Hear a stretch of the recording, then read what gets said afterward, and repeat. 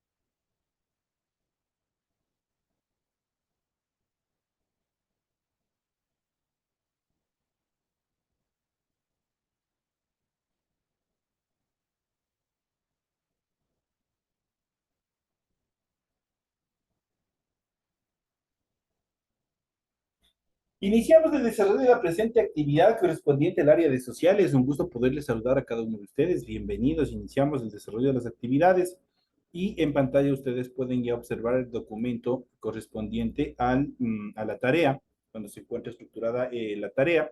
Estamos en el formato para recursos de aprendizaje de tarea, estamos en la asignatura de ciencias sociales, estamos en la unidad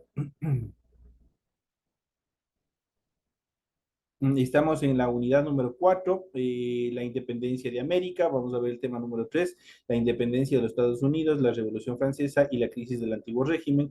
Tienen ustedes aquí el tipo de tarea, el objetivo de tarea y a continuación tienen las instrucciones. Recuerden que el trabajo es individual, deben leer el compendio de la unidad 4, tema 3, para poder desarrollar esta tarea. Pueden ampliar su información sobre el mismo tema con otras bibliografías de ser necesario. ¿Qué es lo que tienen que hacer ustedes en esta tarea? Dice, responda a las siguientes preguntas. Primero, responda a qué aspectos de la economía de las 13 colonias atribuye el movimiento independentista de los Estados Unidos.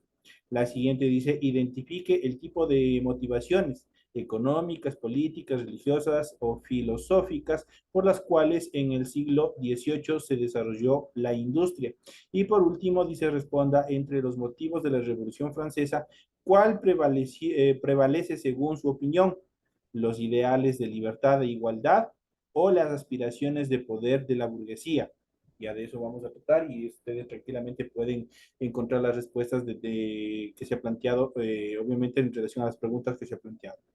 Deben entregar el trabajo de forma escrita, clara, ordenada, deben utilizar combinaciones de líneas, colores, símbolos, ilustraciones en el contenido. La rotulación de la hoja es obligatoria, aquí tienen toda la información. Deben leer las recomendaciones, la rúbrica de calificaciones y a continuación tienen la información para el desarrollo de los recursos de plataforma. Estamos en unidad número 4 con el tema de la independencia de Estados Unidos, la Revolución Francesa, la crisis del antiguo régimen correspondiente a la semana número 3 de fecha 5 de junio del 2023. Esta tarea permite entregas desde el 5 de junio, la fecha límite de entregas desde el 30 de junio, la fecha de publicación de calificación será hasta el 5 de julio del 2023. Tienen todo el tiempo necesario para poder desarrollar una tarea bastante considerable, bastante estructural en función de las preguntas que se han establecido para esta semana. Entonces vamos a iniciar con el desarrollo de las actividades y vamos a comenzar con el material de apoyo que ustedes tienen en su aula virtual. Vamos a ver la independencia, estamos en el tema central, la independencia de América, y vamos a ver la independencia de los Estados Unidos. En la época colonial, los territorios británicos en Norteamérica se concentraban en la costa atlántica de los actuales Estados Unidos. Las colonias tenían una próspera economía agrícola y un intenso intercambio comercial con Gran Bretaña, Buenas noches, a Lice. quien se vendían tabaco, algodón y arroz. Estefanía casi se atrasa. Buenas noches. Dentro de las causas económicas, a mediados del siglo XVIII estalló la Guerra de los 7 Años entre Inglaterra y Francia. Inglaterra venció, pero terminó con problemas económicos, por lo que la corona británica impuso, sin consultar a los representantes de las colonias establecidas en América, nuevos tributos al ingreso de productos británicos para recuperar los gastos de la guerra. La presión hizo que la mayoría de los impuestos se eliminaran, excepto la del té, la que originó la famosa rebelión del té de Boston, que nosotros vamos a ver más adelante. A pesar de ello, la tensión aumentó y en el año de 1773 se produjo el famoso motín de Boston, en el que colonos asaltaron un barco de té inglés y arrojaron la mercadería a la bahía de Boston. Las autoridades reales impusieron el estado de excepción y restringieron el poder político de los colonos. En cuanto a las medidas políticas, a pesar de las prohibiciones en el año de 1774 y 1776, se reunieron dos congresos continentales. En el primero se presentaron las primeras ideas independentistas a partir de los textos de John Locke y los Ilustrados. En el segundo se nombró a George Washington como jefe del ejército y se declaró la guerra. Estalló la guerra, la primera victoria rebelde fue en Saratoga. Esto motivó a Francia y España a ayudar a los independentistas con tropas y también con dinero. En cuanto a las consecuencias de la revolución, en el año de 1781 los ingleses fueron derrotados en Yorktown, y en 1783 se firmó la Paz de Versalles, con la que Gran Bretaña reconoció la independencia de las 13 colonias y este territorio se convirtió en el primer país soberano del continente. Las repercusiones de este hecho fueron las que se van a nombrar a continuación. Primero se derribaron las trabas mercantilistas de la corona británica. Posteriormente, la burguesía ascendió como clase dominante. Otra de las repercusiones fue que se estableció un sistema federal bajo un sistema de democracia republicana. Posteriormente se propagó el ideal independentista en el resto de América. Prácticamente la revolución y el establecimiento de la primera constitución a nivel del continente americano, ese fue prácticamente el modelo a seguir del resto de territorios americanos que estaban bajo el yugo de determinadas potencias europeas. Entonces prácticamente fue Norteamérica, los Estados Unidos, quienes fueron el espejo en el cual, o el ideal en el cual se establecieron todas las ideas de libertad que se establecería, que se propagaría a nivel de todo el continente. Y por último, se aceleró la decadencia de los regímenes monárquicos, tanto de Francia y de España. Propio, y habíamos hablado sobre los problemas que tuvieron, los enfrentamientos que tuvieron en Europa, entre España y Francia, y obviamente Francia venció al Imperio Español y ocupó su territorio. En aquel entonces fue puesto como rey a José Bonaparte, hermano de Napoleón Bonaparte, quien prácticamente sería rechazado por toda esa idea de nacionalismo que tenían los españoles. Se desataron guerras internas, los cuales conllevaron a la deposición del rey impuesto. Justamente algunos fragmentos vamos a ver en cuanto a la Revolución Francesa. Mientras en el ámbito económico se gestaba la Revolución Industrial, el pensamiento político europeo del siglo XVII se vio influido por el movimiento intelectual denominado la Ilustración. Ya habíamos hablado en temas anteriores que era la Ilustración, que quería sus ideas o que vería sus ideas materializadas durante el siglo XIX. Prácticamente ya se estableció este movimiento de la Ilustración, prácticamente en el siglo XIX fue su mayor apogeo. El pensamiento ilustrado se basaba en el uso de la razón, que permite al ser humano entender su entorno y establecer leyes. Entre las principales ideas ilustradas podemos mencionar los derechos naturales, la organización social y los principios políticos. Esos son la base fundamental de un inicio que obviamente fundamentó el inicio de la Ilustración. En cuanto a los derechos naturales, podemos mencionar la libertad, autonomías individuales. Tenemos determinadas, a partir de la Ilustración, nosotros igual dentro de las estructuras jurídicas que nosotros tenemos y que todos nosotros tenemos como ciudadanos a nivel de países, especialmente aquí en el Ecuador, gozamos de determinadas libertades. La igualdad es otro precepto que también está en la mayoría de las constituciones. Todos los seres humanos nacen en igualdad de condiciones y también de derechos. Eso lo determina el artículo 1 en nuestra Constitución del Ecuador. En cuanto a la organización social, el contrato social, los seres humanos renuncian a algunos de los derechos naturales para asumir libremente las reglas sociales que le garanticen la integridad y el derecho a la propiedad. Eso quiere decir que cuando hablamos de un derecho natural, eso significa que hay determinadas actividades que el hombre, por el hecho de que se han repetido periódicamente, se los ha determinado como leyes. Son leyes naturales porque han estado presentes o surgieron desde el mismo inicio de la humanidad. No todos son positivos ni todos son negativos porque el derecho como tal, los derechos, la jurisprudencia, se basan justamente en toda esta parte de los derechos naturales. Pero estos, obviamente, algunos, la mayoría tienen que ser renunciados para, obviamente, ser absorbidos o ser establecidos, en cambio, los derechos o las reglas sociales. ¿Cuáles son las reglas sociales? Son todas las estructuras legales que cada uno de los estados ha ido implementando para el correcto funcionamiento de la sociedad. En nuestra legislación, en nuestro estado, en nuestro caso, podemos mencionar, en primera instancia está la Constitución de la República del Ecuador. Esa es la ley suprema, ahí se encuentra establecido deberes y derechos de los ciudadanos, está la estructura del Estado como tal, cómo deben estar estructurados y una serie de cosas más en cuanto a la organización que debe detentar nuestro Estado. Posteriormente, cuando hablamos de reglas sociales, se han creado también una serie de códigos, una serie de leyes orgánicas, las cuales nos van dando libertades, pero también nos van regulando las actividades que nosotros debemos hacer. Y para ello nosotros podemos mencionar dentro de estas reglas sociales, por ejemplo, el Código Orgánico Integral Penal que nosotros tenemos, el Código Civil, el Código de Procedimiento Civil, el Código Mercantil, el Código Orgánico del Trabajador, el Código Orgánico de la Naturaleza y una serie de organismos que nosotros tenemos, leyes que se han venido estableciendo con la finalidad de regular las acciones de todos los seres humanos y que nos permitan vivir en una sociedad en paz. Otra de las características dentro de la organización social es la organización de clases, por su riqueza y no por su grupo étnico, castas.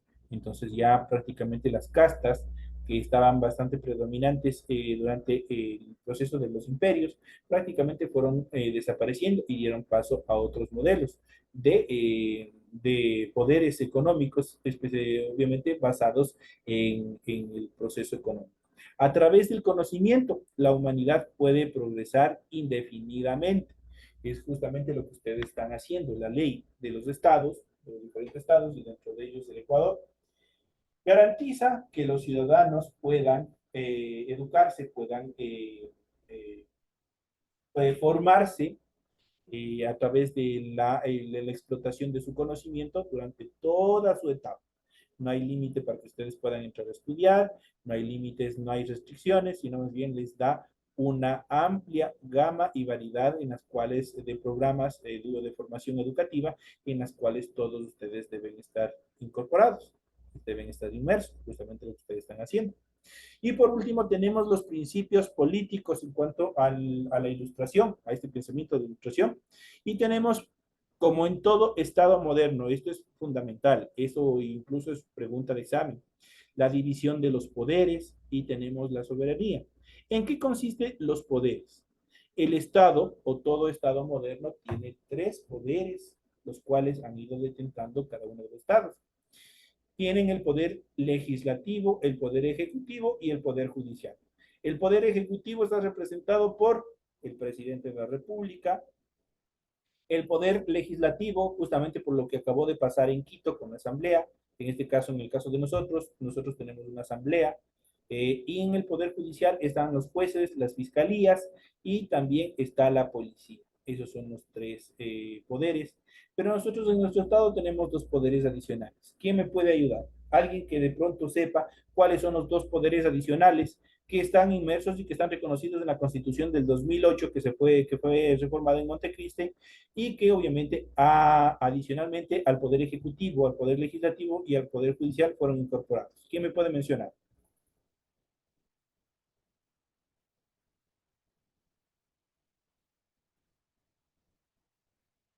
Nadie.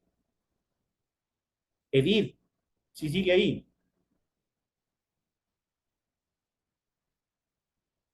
Compañera Mari Mejía. Licenciado, disculpe, no le tomé tanta atención porque estoy escuchando su clase y dando exámenes también. No le entendí nada.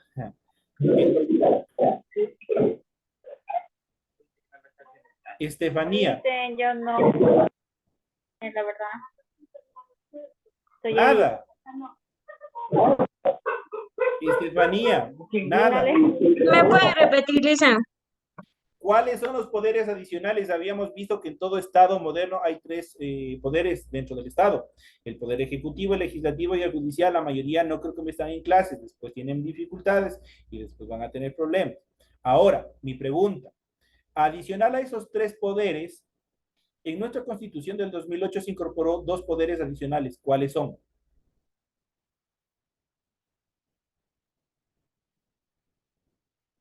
Teresita, nada. La verdad, Licen, no sé. Pero pregúntenle de las novelas, pregúntenle, ¿no es cierto, Edith? ¿No es cierto, Estefanía? Al menos Estefanía en el TikTok. Para un TikTok deben ser campeones para hacer los videos, ¿no es cierto? Pero también tienen que estar incorporados en temas que son de carácter y bastante preponderante. Por ejemplo, yo les digo a ustedes en este momento, ¿qué opinión a ustedes les da la eliminación de la Asamblea Nacional? ¿Es positivo, es negativo y el por qué? ¿Alguien que me pueda ayudar? Tampoco. Ni creo que han sabido que se ha eliminado la Asamblea Nacional. Sí, eso sí sabía, licenciado, de que está, de lo que usted dice ahorita, les pregunto.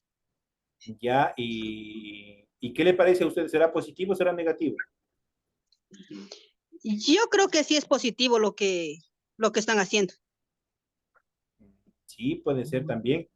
¿Y usted qué piensa? ¿Debería eliminarse definitivamente o será posible eliminarle definitivamente a la Asamblea Nacional o necesariamente tendrá que establecerse como institución dentro del Estado? No creo que se deba eliminar tampoco, o sea, todo, sino que deben, o sea, eliminarle no, porque sí tiene sí tiene sus ventajas también, pero también tiene sus contras también tener la asamblea. Correcto. ¿Qué opina, compañera Edith? Si está de acuerdo con lo que menciona nuestra compañera. Sí, Lisa, sí, estoy de acuerdo. Y hasta ahí. Estefanía, ¿qué opina?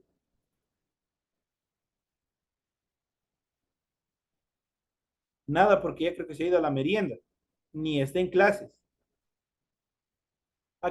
Y así les voy a coger de sorpresa, porque parece que no me están, simplemente se interconectan y se van a hacer cualquier otra actividad y no ponen atención. Por ejemplo, Estefanía ya ni siquiera se asoma siquiera en clases, solamente está interconectada, pero bueno.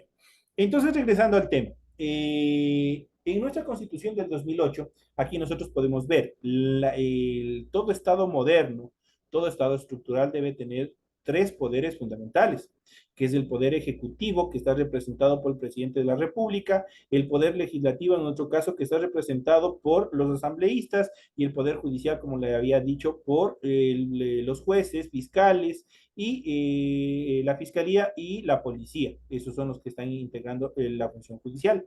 Pero aparte de eso, en la Constitución del 2008, que fue reformada en Montecristi, se le incorporaron dos poderes adicionales al Estado, que es el poder electoral, la función electoral, y el Consejo de Participación Ciudadana y Control Social. Esos son los dos adicionales que se han incorporado a nuestra legislación, a nuestra estructura social, a nuestra institucionalidad como Estado. Otro de los preceptos o de los principios políticos fundamentales es la soberanía. El poder no proviene de Dios, ni se hereda, sino que reside en el pueblo. Si nosotros vemos en los primeros episodios de la historia de la humanidad, quienes tenían el control dentro de los primeros imperios que se formaron en la humanidad, prácticamente decían que los emperadores, que los reyes eran directamente descendientes de Dios y que solo ellos tenían el poder para gobernar y el resto no. Pero la ilustración como tal dice lo contrario. El poder no proviene de Dios ni se hereda, porque recordemos qué es lo que pasó, por ejemplo, con Gran Bretaña, cuando murió la reina Isabel. ¿Quién le sucedió en su reinado? Tampoco sabe. Fue su hijo, el rey Felipe, perdón, el rey Carlos. El rey Carlos fue quien asumió los poderes. Entonces, prácticamente ese poder era heredado. Pero a partir de los nuevos preceptos de la Ilustración, todo ese poder reside en el pueblo. Por eso nosotros tenemos esa facultad de elegir y también de ser elegidos. Eso quiere decir que, por ejemplo, nosotros ya estamos orientándonos a a las nuevas elecciones que se dieron por este proceso de la muerte cruzada. Ahí nosotros vamos a ejercer nuestro derecho al voto, nuestro derecho a elegir. Ese es uno de los derechos que nosotros tenemos para estructurar nuestro Estado. Eso quiere decir que la voluntad para que una persona esté en el poder recae en dónde? Recae directamente en el pueblo como tal. Dentro de estas consideraciones, desde 1789 Francia vivió una revolución política que pretendió derrocar al régimen monárquico y llevar al poder los ideales ilustrados de libertad, igualdad y fraternidad impulsados por la burguesía. La sociedad francesa prerevolucionaria estaba estratificada en primer estado estaba el clero, en segundo estado estaba la nobleza y en tercer estado estaba era el estado llano, que era la población representada por los burgueses. Mientras la nobleza no estaba impuesta, se sometía a leyes especiales y ostentaban los cargos administrativos más importantes. Las cargas fiscales estaban sobre la burguesía y las clases trabajadoras, que tenían muy pocos derechos. Estos tres grupos se reunían en los estados generales que el rey convocaba en casos críticos o excepcionales.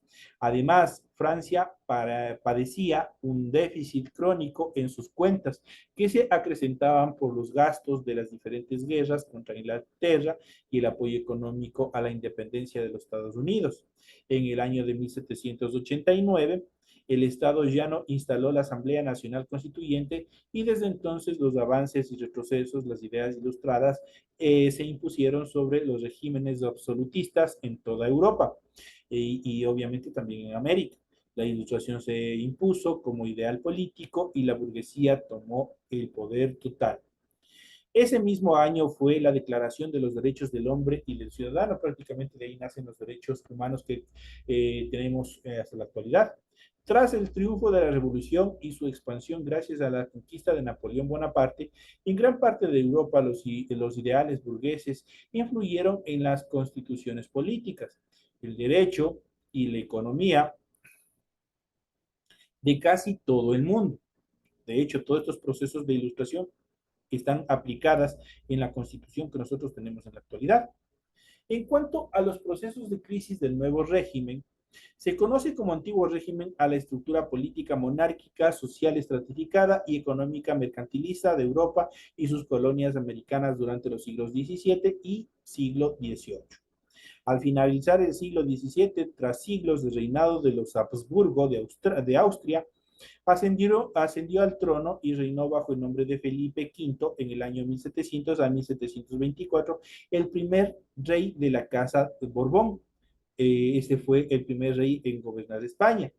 Los Borbones establecieron reformas para superar el déficit económico español, con las cuales se modificaron las relaciones hasta ese entonces establecidas entre las colonias y la metrópoli. Los americanos ya no serían vasallos de la corona, sino de la metrópoli. Se liberalizó el comercio, se establecieron más imposiciones y el poder de los virreyes fue delegado a las alcaldías y a las gobernaciones de cada uno de los territorios que eran colonias de cada uno del imperio. Para el año 1808 ascendió al trono Fernando VI, también de la Casa de los Borbones. Pero ese mismo año Napoleón invadió España y nombró rey a su hermano José I Bonaparte, lo que les había mencionado. En cuanto a las juntas soberanas de gobierno, estos hechos precipitaron la aplicación de ciertos principios liberales y constitucionales en España y sus colonias. El pueblo opuesto a los Bonaparte, tanto en España como en América, se organizó en juntas soberanas de gobierno. Estas sostenían que en ausencia del rey la soberanía para gobernar pasaba a manos del pueblo. Seguidamente se organizaron milicias que a manera de guerrillas lucharon contra los franceses y se reunieron en Cádiz con la representación de todas las juntas, inclusive de América. Estos representantes eran electos de forma censitaria. Eso quiere decir de acuerdo con las riquezas que poseían. De acuerdo a al nivel de riqueza que tenía, de acuerdo a eso podían ejercer los diferentes cargos. Pero aún así significó un avance en las aspiraciones de los blancos criollos para tener mayor poder político. Así, en el año 1808 a 1814, España vivió su propia guerra de independencia contra Bonaparte, eso quiere decir contra Francia.